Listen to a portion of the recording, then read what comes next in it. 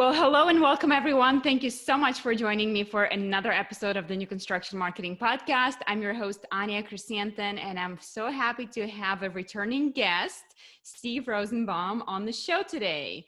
Steve is the original flawless follow-up expert, and Steve was on episode number 13 of the podcast. So we met early on, and he was one of my first guests, and we actually met through LinkedIn. And besides being a follow-up expert, which we have very much in common, Steve is also really great with LinkedIn. He has an interesting approach to LinkedIn. And as I mentioned, that's how we ended up meeting. So I wanted to bring Steve back on today's show so that he can share some of that knowledge with you and help you in sales and marketing when it comes to LinkedIn. So welcome to the show, Steve. I'm so happy to have you back on. Anya, I'm so happy to be here. Thank you so much. Yes. First of all, hey, I got to say congrats. Your success. I'm watching you and you are lighting it up. I think you are doing fantastic.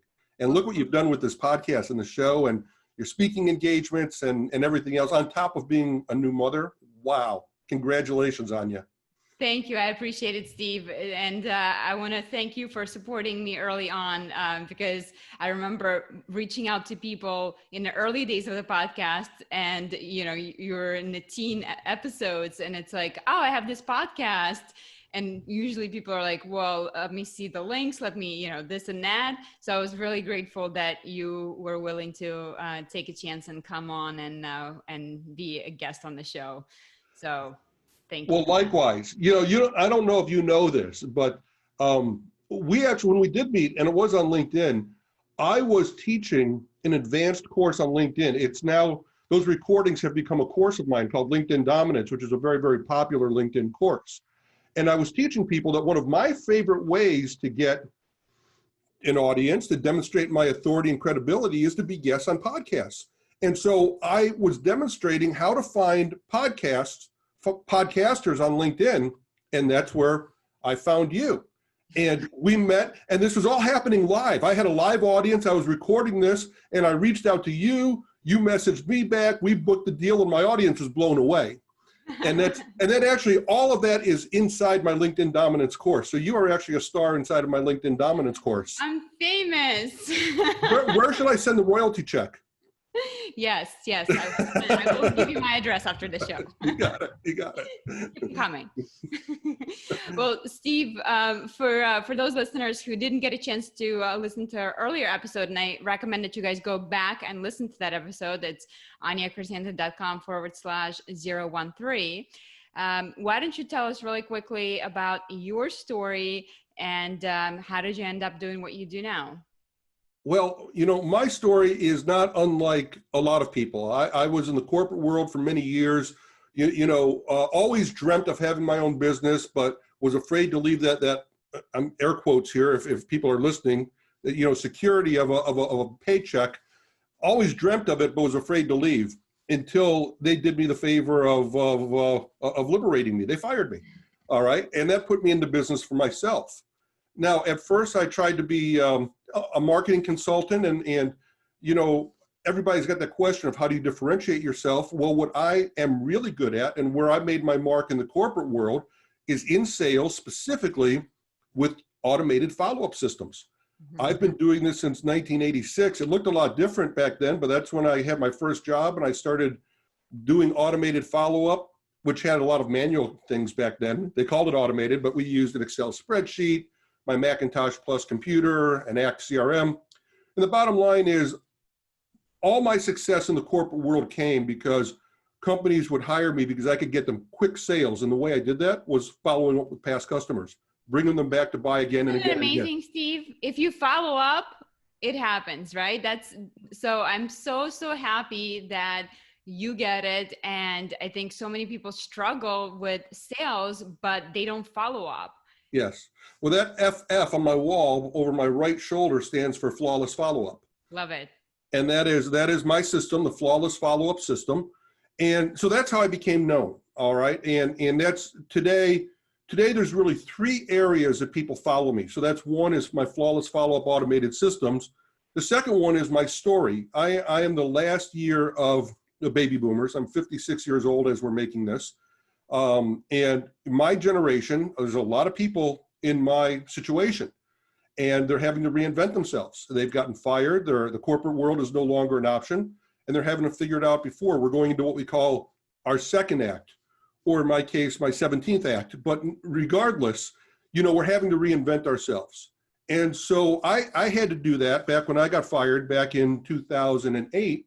And that's when I started coming online, and I started learning the importance of monetizing my knowledge of creating products, creating courses. And I've been independent and making a very, very nice living. And when I used air quotes a few minutes ago, the reason why is because I've got more security than I ever had in the corporate world.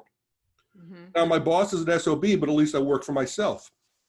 And, so, I get to work as hard as I want or whatever. And I'm very blessed to do that, especially in these days as we're making this right now and we're going through COVID, and we've been through months of a lockdown and our whole world has changed dramatically in 6 months. My business has increased more and more and more because so many more people are having to figure that out. So that is my second area of expertise that people follow me for, is what I call second act success. And I'm a second act success coach. And then the third area is the reason we're here today, is because LinkedIn is far and away the best way to find new customers, new clients, new students, new home buyers. Anything you want, you can find them on LinkedIn. And LinkedIn is absolutely the most transparent of all social media outlets, which means that anybody can have great success on LinkedIn, much more so than on Facebook or Twitter or any other platform. Why is that, Steve? The reason why is what I said before. LinkedIn is very transparent. They tell you what you want. They tell you how you're doing. They give you information so you could improve. I don't know if you know this, but do you know that LinkedIn actually has a report card on every single person? You have a grade for every single person. It's called the Strategic Selling Index. And everybody has that report card. And anybody could access it and know how their score is. And then they even tell you how to improve that score. And if you focus on improving that score, then LinkedIn recommends you to more people. They give you more authority and credibility. And that leads to more and more people finding you and discovering you. That's how I found you, because LinkedIn ranked you very highly. And that's how we got connected. That's right. So that's how it works. So Steve, why don't we tell them how to find that score? Because I've heard about that score, but I was never been able to find it. And so why don't you walk us through how we can each look it up to know where we stand and how we can improve it? Sure. All right. So, and this works, by the way, I get asked this all the time. Do I need to have the professional LinkedIn? Do I need to have Premium or Sales Navigator? No. Okay. Now I'll tell you, those tools help. There's no doubt about it. And I do have the Sales Navigator and I use it every day and I love it, but you don't need it. All right. Even if you're on basic LinkedIn, if you go into your address bar and after linkedin.com, you type / and then the word sales and then the word S and the initials SSI, you will get to their dashboard and it will show you your score. So it's linkedin.com/sales/SSI. They will show you your score. So you guys, I will link to it in the show notes. So if you're driving right now, don't feel like don't crash. Don't crash. Yeah, it'll be all in the show notes, and I will include that so you can get to it later. But so I pulled up mine, and as Steve mentioned, it is true that you don't need to have the LinkedIn Navigator, because I did have a LinkedIn Navigator for a couple of months. I really felt like I wasn't using it to, what it was meant for. And so I canceled my subscription, but I still have access to the social selling dashboard. So I'm looking at my dashboard right now, and it looks like it gives you a ranking in your industry, which right now I'm ranked top 3%. And then your network ranking, and I'm ranked top 15%. And it also gives you score out of 100, which is 59 out of 100. I'm seeing on my profile here. And it gives you 4 different areas and total of 25 points assigned to each area, and it gives you your score so you know exactly how to improve there. Let's tell them those 4 areas. You could read it or I could read it from my screen, but let's tell them what those are. So first area is establish your professional brand. I'm ranked 21.09 out of 25. Nice. So that's good to see. Second one is find the right people. So I'm ranked 10.01 out of 25. Shoot, so people, find me. Need to find the right people. So everyone go on LinkedIn and find me right now. Number 3 is engage with insights. 12.58 out of 25 for me. So engage with insights, I assume it would be insight, like if somebody posted something for our industry, or do you know, can we talk more about that? Sure. One? I'm not quite. This is much more about the content that you share. All right. Oh. The content you create and the content that you share. All right. So, you know, with you is every time you have a podcast, make sure you're sharing it. And now, especially if you can engage people so that there's activity on your thread, that's when they love it, right? When it's all about activity. It's all about not just posting things on your wall, but getting people to engage with it. So for instance, let's say we post the replay to this right here. Mm-hmm. And then you might ask a question in the comments, and the comment might say, well, here, I'll give you a little teaser. What is your score, right? What is beautiful, beautiful. Hey, let's share. Let's see who's got the best score. Share your score right now. All right. Okay. Now, all of a sudden, you get 10, 15, 20. Okay. LinkedIn notices this. This is, wow, lots of people are responding to Anya's post. That means that people are following her. That means that she's got authority and she has credibility, which means we want to show her and share her profile with more people that are looking for people in her industry. Got it. Love it. Pretty cool, right? All right. All right. Let's see. And the last one is build relationships. I got 15 out of 25 on there. Good. Good. So now you focusing on these 4 areas. All right. And this is what I've developed my own processes over time. I actually have a 15-minute checklist. You can see this on the wall too. It's kind of blown up right there. This is my 15-minute daily checklist of activities to do on LinkedIn. If I got here, I got it right here. All right. So, and I will give this to your listeners. We'll give a link at the end if you like. I'll give this to them. Thank you. Yes. Yes. But these 15-minute daily this 15-minute daily checklist is designed that if you just log in for as little as 15 minutes a day and just go through these tasks, then we will be hitting all 4 areas of your SSI. Your SSI will go up. Okay. And so when our SSI goes up, it helps us because more people can see us, our profile just being discovered. Yes. So, you know, LinkedIn, like everything else on the internet is a search engine, right? Mm-hmm. So we all know about search engine optimization. We all know in the Google world, we want to be on page 1 of Google when somebody's searching for something. Well, it's the same way on LinkedIn. All right. If somebody is looking for a realtor in Westchester, Pennsylvania, mm-hmm. okay, and they happen to go to LinkedIn for that, you want to come up first, right? If somebody's looking for a flawless follow-up expert, I want to come up first. You could be second, but I want to be first because I'm the original. I want to come up under effortless follow-up. Effortless follow-up. I like that. I like that. That's a good one too. That's a good one. All right. So this is why it's important. See, I tell a great story in my LinkedIn dominance course of working with my father when he was 82 years old. And he had just lost his last consulting client. He's sharp as a tack. Fortunately, he's 82 years old. Now he's 83, but sharp as a tack. And he's been working since he was a teenager. Every day he'd work, and he actually had clients, but he lost his last client last year. And he's like, I don't know what to do. From the first time in my life, I wake up in the morning and I've got nothing to do. And that concerns me. You know, I want to keep him busy. I want to keep him motivated. I want to keep him sharp. And he can still help lots of companies. So I said, Dad, people will want to work with you, and we could find them on LinkedIn. And he fought me with this. He said, why do he's not real computer literate. He's 82 years old. Social media is garbage. You know, he's got that image of, I don't want to be sharing what I have for breakfast on social media. You know, that's the image in his head. So I showed him this. When we started, he actually had 9 connections because when he was consulting, his client had him put up a profile and connect everybody in his company. He didn't have a profile picture. He was terrible. He literally, I think they say there's 350 million people on LinkedIn, if I'm not mistaken. And he literally was, actually, I think it's 650 million. He was literally in the bottom of the bottom of the bottom. I had him focus on this. I had him focus on LinkedIn strategy. Within weeks, he had gotten himself over 1,500 connections, and he was turning up high. His SSI was up about where yours was, in the 50s, okay?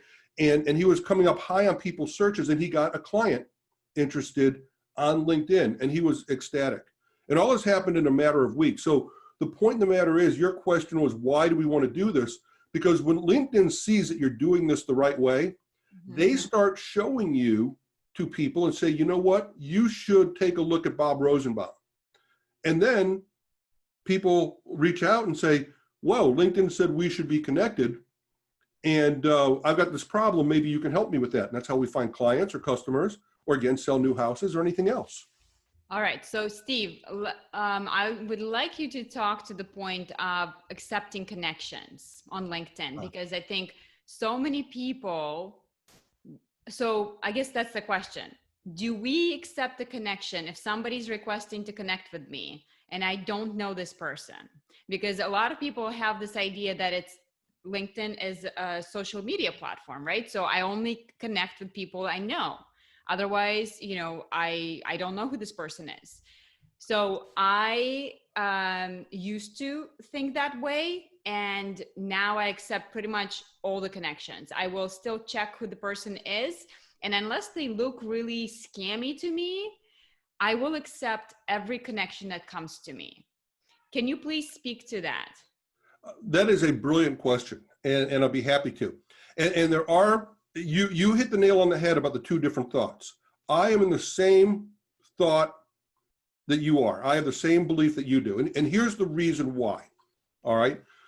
LinkedIn, have you ever noticed that when you search for LinkedIn, they've got people divided between 1st level connections, 2nd level connections, and 3rd level connections, correct? All right, so it's all about having a big pool. It's all about being connected within 3 connections of as many people as possible. Now, my method for flawless follow-up is let's say that you go fishing. Do you ever go fishing? I don't, so it's okay if you don't. We were just at the beach, and okay. I held a fishing rod in my hand for the very first time. I cast about 2 times, no fish, but my boys caught their first fish. So excellent. All right. I'm not a fisherman, but I know enough about it to know this, okay? When you go fishing, you put some bait on a hook, you throw it in, and you attract some fish. Now, there's thousands, there's millions of fish in the ocean, but you're probably at most going to catch 1, right? All right. So that's the point. Unless you're putting 2 hooks out there, you could catch 2 fish. There you go. That's actually happened to my mother-in-law. There you go. Well, you could do that. That's fantastic. But still, it's all about, we're never going to please everybody, and we're not going to connect with everybody. All right. But the point of the matter is, you want to be exposed to as many people as possible. And the way to get exposed to as many people possible is to have as many connections as possible. And remember that it goes 3 levels. So we all know about exponential. We all know about, and they told people, and they told people, and they told people, all of a sudden things grow really wide. So the more people you've got on your top level, then the wider your exposure, your overall exposure is going to be. And if you want to take that to the next level, it's also the importance of connecting with people with a lot of connections. If you look, here's a couple of good things to pay attention to when you're looking to connect with people. You take a look at how many connections they have. All right, now, LinkedIn will only show you on the first page, if they've got fewer than 500, they show you the actual number. That person's got 376. If they've got more than 500, they will say 500 plus. Why do they do that? What's that? Why do they do that? Well, they hide it. I don't know the reason why. You can actually find it. They change things around. If you drill down into their profile a little bit, there is actually a way to find it. Okay. All right. As we're speaking today, I don't know exactly where that is because they move things around all the time. So you can actually find it. But the bottom line is, if you connect to people that are connected to more people, again, your total audience, your total exposure is growing. Mm-hmm. I want my exposure to be as large as possible. And for that reason, I accept just about anybody. And, even look, I'll take it one note further. Even if they appear scammy, I'm not going to respond to them. I don't really care. But, if they've got a lot of connections, there might be somebody within their pool of connections that is interested in what I have. So that's why I'm looking at it. And by the way, here's an interesting fact that not many people know. You can have a maximum of 30,000 connections on LinkedIn. You can max that out, and that's at 30,000. Okay. And then is there a limit on how many people you can ask to connect to versus how many connections you can accept? Because I think they will limit you, right? Okay, so they don't publish a hard, fast rule. A lot of people are tempted to go out there and use some of the software and automated programs. I don't, and what that does is it goes out and it asks you to connect to a lot of people automatically every single day. You can get yourself in big trouble that way. It technically is against, not technically, it flat out is against LinkedIn terms of service. They tell you cannot use these automated programs. They will ban you. They will throw you in what's called LinkedIn jail if you're abusing that. Mm-hmm. I know people that have lost their entire profile with, thousands and thousands and thousands of connections for abusing this. Now, that being said, a lot of people use it. I'm not going to tell you you can or you can't. I am going to tell you it's against terms of service and you make your own decisions.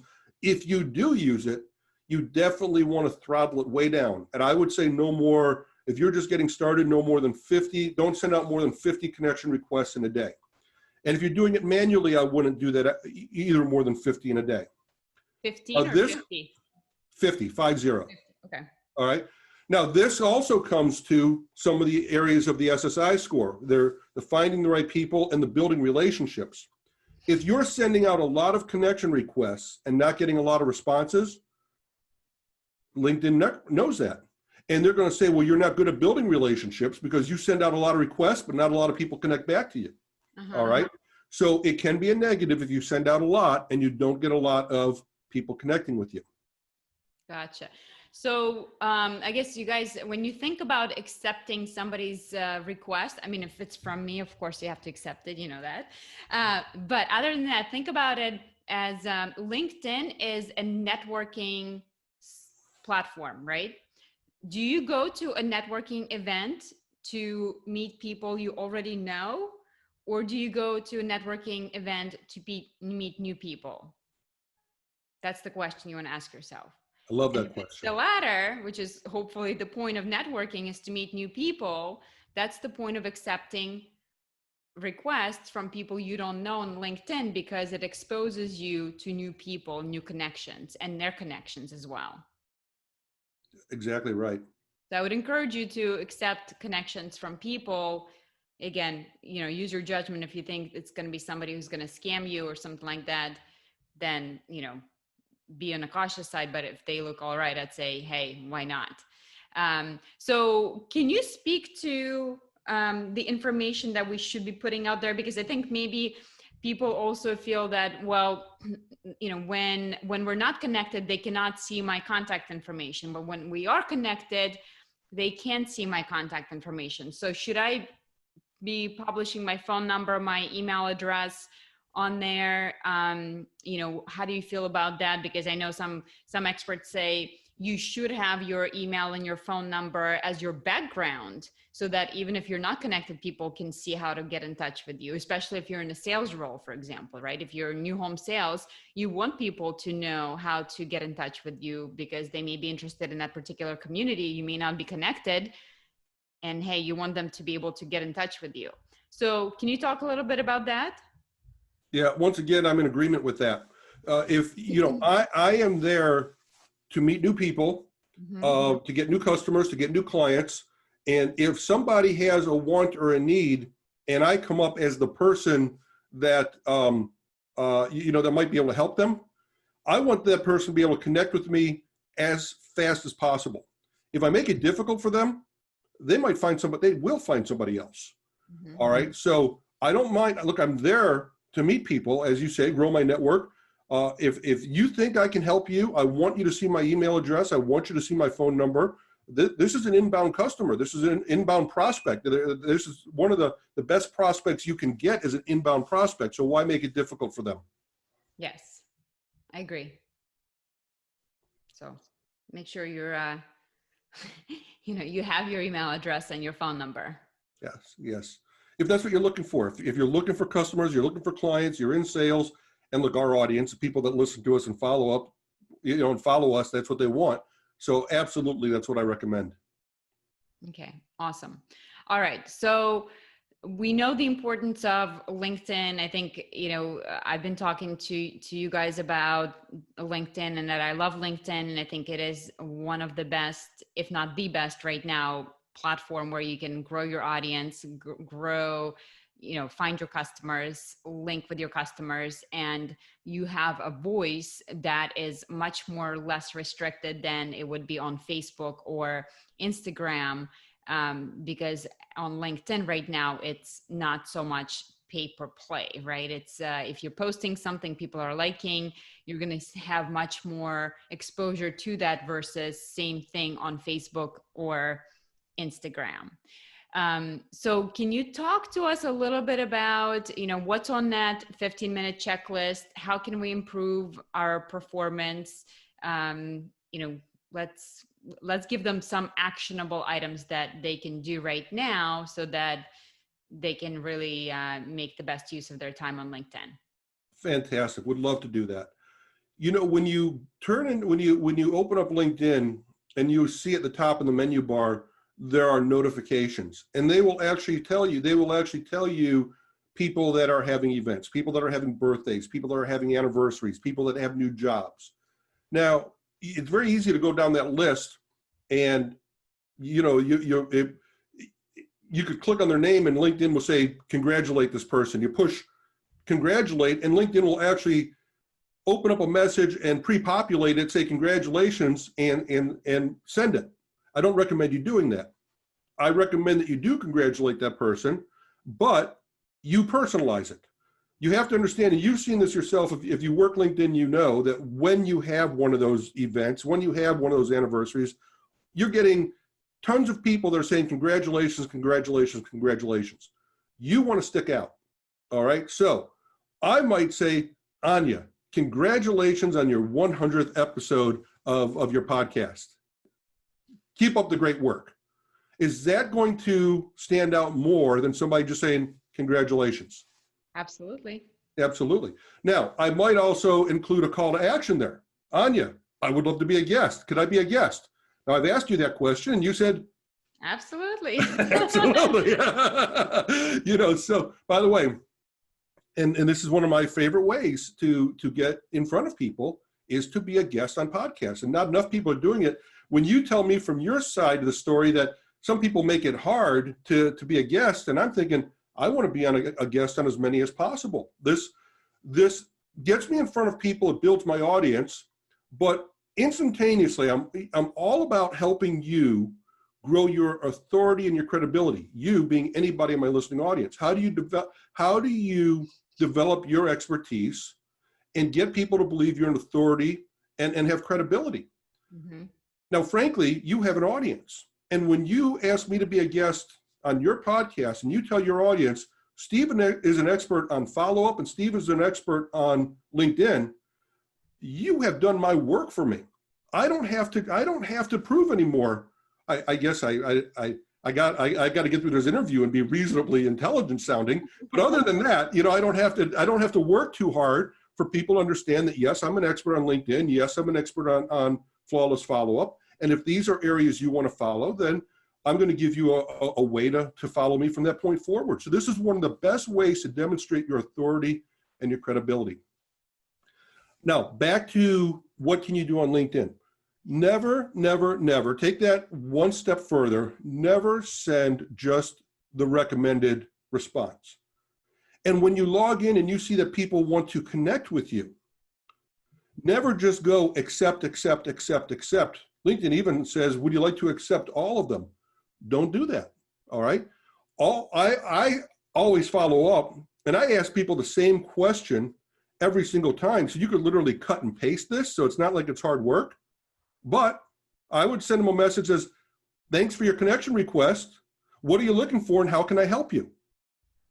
Just that simple question improves engagement, which by the way helps your SSI score, because that person is likely going to respond. And then when they respond and they say, Steve, I need help, here's how I need help, they're telling me what they need. Now I've got a dialogue going. Once again, I've got an inbound prospect. All right, so always, anytime that you connect with somebody, think of making it a tennis match. Think of it, you're just hitting the ball back, but you hit it back in a way that they can return the ball back to you. You just want as long a volley as possible, until you win the point. All right, so you always reply, I always reply at the question, how can I help you? What are you looking for? What drew you to my profile? Tell me more about, what you're working on right now and what your biggest stumbling blocks are. Mm-hmm. Get that engagement, open up the dialogue. Most people that I see, they get on there and they do what I call a show up and throw up. They just start blabbering. Hey, I'm so great at this. And they're thumping their chest. I'm great at this. I'm great at this. I'm great at this. I'm great at this. That person hasn't asked a thing about what I'm going through, what I need. Maybe I don't need any of that. But when I see that, I tune it out, and so does everybody else. Mm-hmm. So speaking of how great you are, there's something that you can post your skills on LinkedIn. So, and then people can endorse you for those skills. So do you recommend that we endorse other people? Sure, that's a tactic. Look, part of the strategies to getting people to notice you on LinkedIn are to, contact them first, all right, or to do some activity first. And LinkedIn will notify you of that. And especially some of this stuff is available to higher levels in terms of, membership. At the premium levels of LinkedIn, LinkedIn will show you who's actually looked at your profile. Mm-hmm. Now, this to me is one of the best features of any social media platform, period. Because I can go right now and I can see there's several hundred people that have looked at my profile in the past 90 days, and I could see who those people are. And I could go one by one and say, thanks for checking out my profile. Again, what are you working on? How can I help you? And this is just a way to, as I said, there's 650 million people on LinkedIn. I have to check that number, please. That's what I think it is.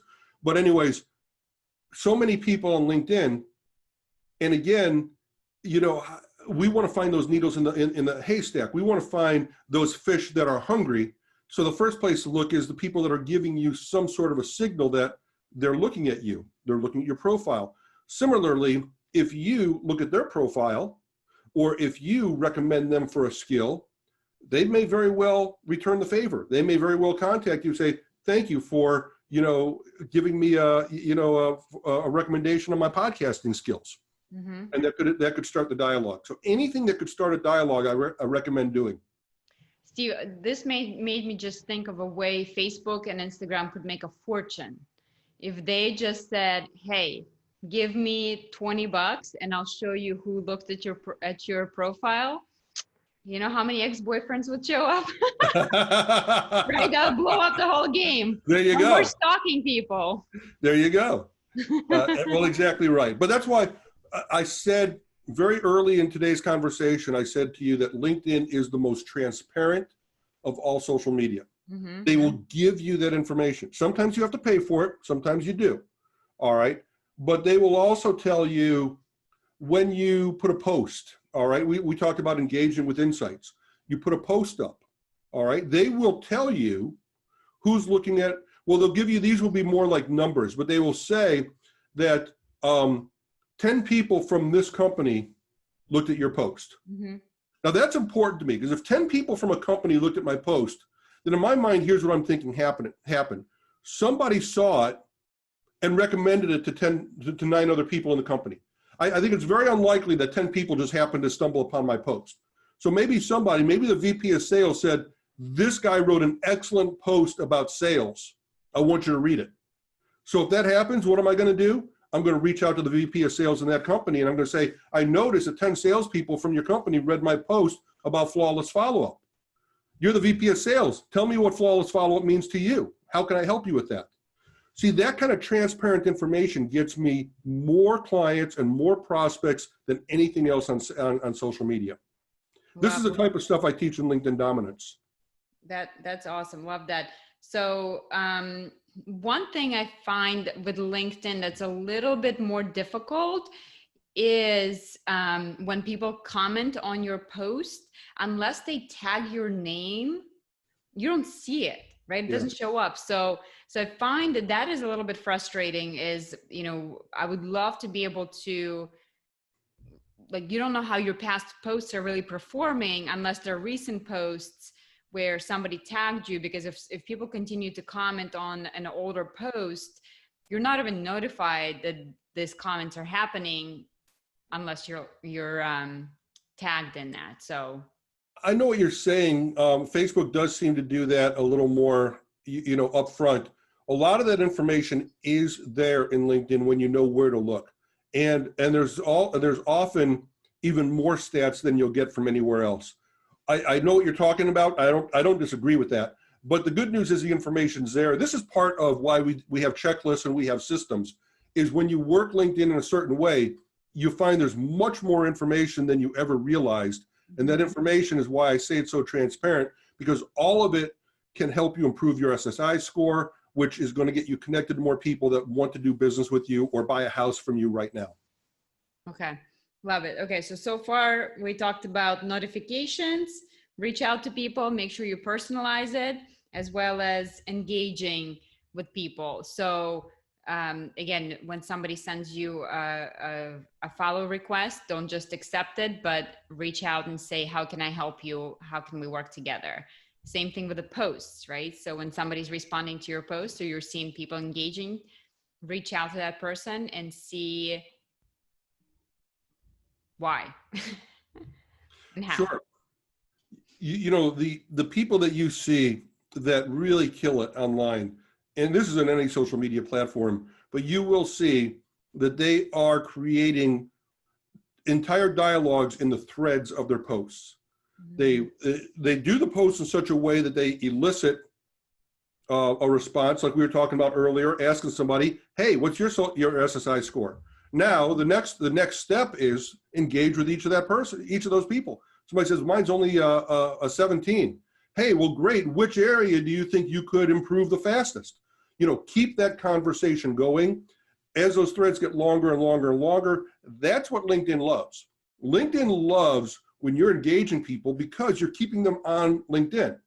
If you keep people on LinkedIn longer, they love you and they reward you for it. Got it. Okay. So I think you gave us some really actionable items here. Is there anything else you wanted to mention before we wrap it up? Well, I would like to. We talked about the 15-minute checklist. That 15-minute checklist will introduce people to some great things that they can do. So I'd love to give away the 15-minute checklist to your audience. May I give them a link to get that? Yes. I'll set up a page at steverosenbaum.com/Anya15. steverosenbaum.com/Anya15. You could also put that in your show notes. Yep. And then we'll let people download this. All right. This is the 15-minute checklist. And then you can see from there. I will say, to me, the one last thing I'll say is, I'm sorry, I'm just trying to get that put in the right place. The one last thing that I want to say is LinkedIn is the beginning of the relationship. It's not the end of the relationship. All right. Again, a mistake a lot of people make is they try to make sales on LinkedIn. All right. About 85% of sales happen in the follow-up, if not more. All right. And they're going to happen away from LinkedIn. So my second tip that I give in my LinkedIn Connect Qualify course is to capture the home field advantage. That means you meet somebody on LinkedIn and then you capture that person into an environment where you control your home field advantage. You bring them to your website, you get them on your email list, you follow up with them. All right, because that's where all of that will happen. LinkedIn is fantastic for meeting people. And the other thing about LinkedIn is you don't own anything on LinkedIn. You don't even own your connections on LinkedIn. You can get shut down at any time. It happens. You could violate a terms of service that you didn't even know existed. All right. And that's why whenever I meet somebody on LinkedIn, I immediately get them into my email list. All right. So I guess, I'll tell you a little secret. When you go to get your 15-minute daily checklist, I am going to get you into my email list, and I am going to follow up with you. So you'll get to see that. I recommend you set up the same type of system for your prospecting. When you meet people on LinkedIn, you capture them and you get them into something that you own and you control. Mm-hmm. Yep. Love that. And again, remember, it's all about the follow-up, right? All about the follow-up. Effortlessly and flawlessly. Yes. Love that. Well, it's a perfect place to wrap things up. So Steve, thank you so much for being on today's show. Once again, you brought a ton of value, and I think we can all take action on our LinkedIn profile and our LinkedIn engagement and see our audience and our connections grow so that we can sell more homes. And Anya, thank you. And once again, congrats. Congrats on all your success, and congrats on your new baby and everything else. You're doing a great job.